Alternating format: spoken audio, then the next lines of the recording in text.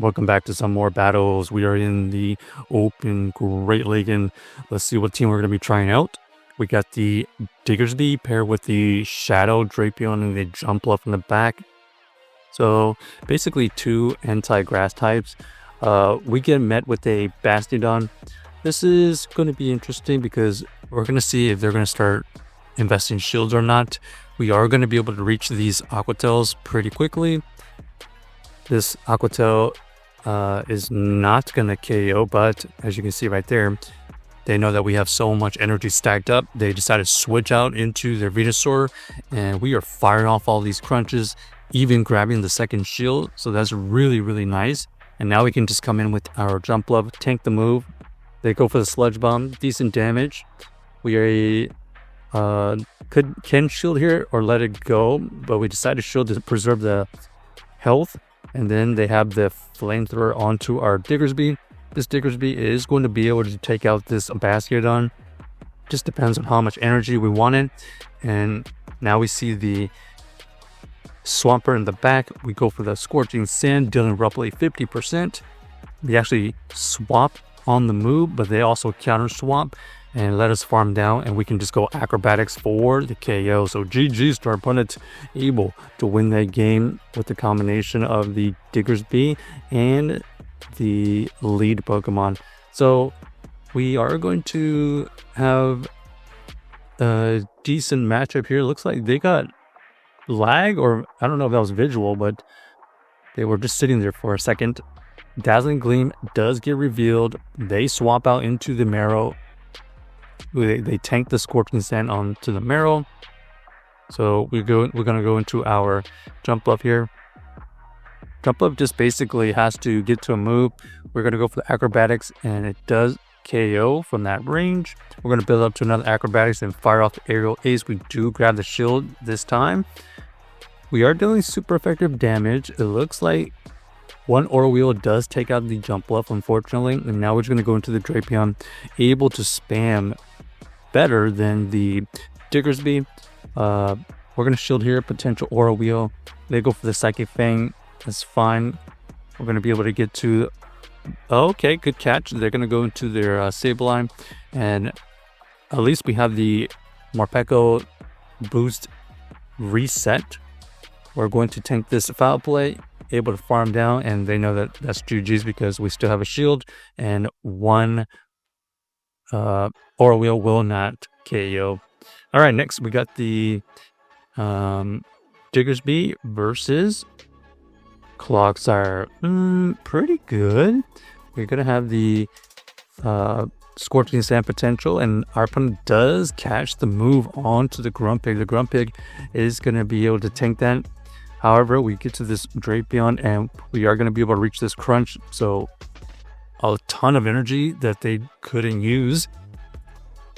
I'll be switching here into the Diggersby, trying to get to this Sand Slash, and we don't get the debuff, unfortunately. Another Earthquake gets fired off, and they try to catch that move, and this time we are aware. Let's see how much the Aerial Ace does. Okay, it is super effective, but it doesn't come close to taking us out. We're going to go into the... Okay, we're going to decide to shield here or let this go. We decided to just let it go.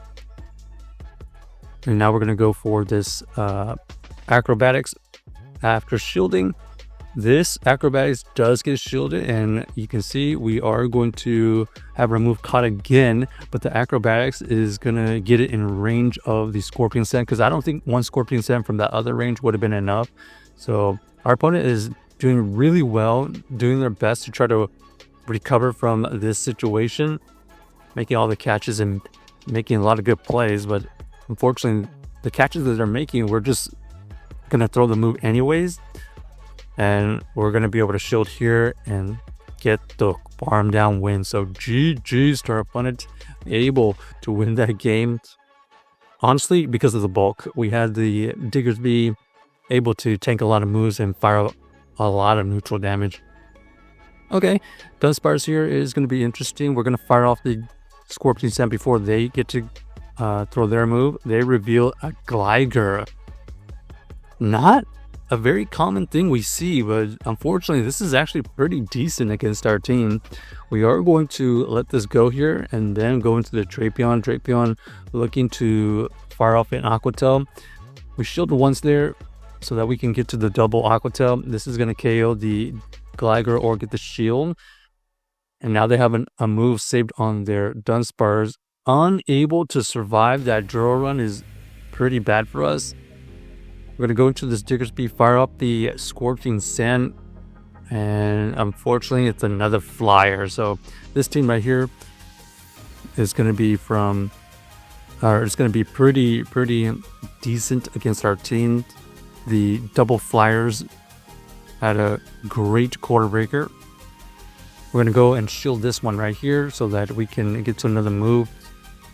At this point, they probably could just go for Weather Balls and take us down because these wing attacks from this Pellet Bird are actually adding up.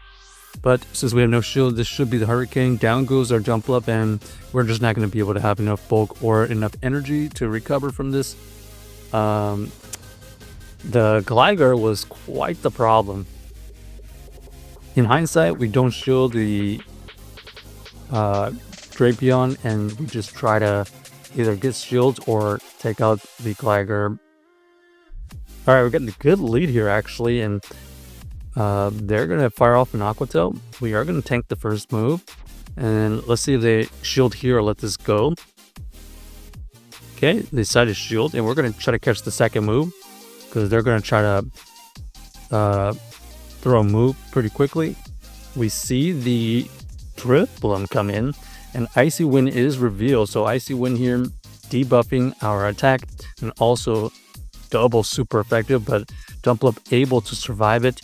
We go for an Arrow Ace here to chip away and force them to use energy right here. And now we're just going to have to try to win this game. 2 shield with our back. Our opponent does get to an Icy Wind here, and we're just going to overfarm and try our best to get some energy advantage. Okay, our opponent here does go straight into their Dragalge again. This is going to be interesting because we have to shield here, and then our opponent is going to get KO'd because it's debuffed. And now we need a lot of help because even though these crunches are resistant, if we can get a debuff, we might be able to win the game. Another crunch goes through, we combo play, and I think we got the debuff, and we get the attack debuff. So back-to-back debuffs right there helps us survive that, and now we win the game with the Diggersby farm down. So check out the team if you haven't already, and let us know if you enjoyed the video.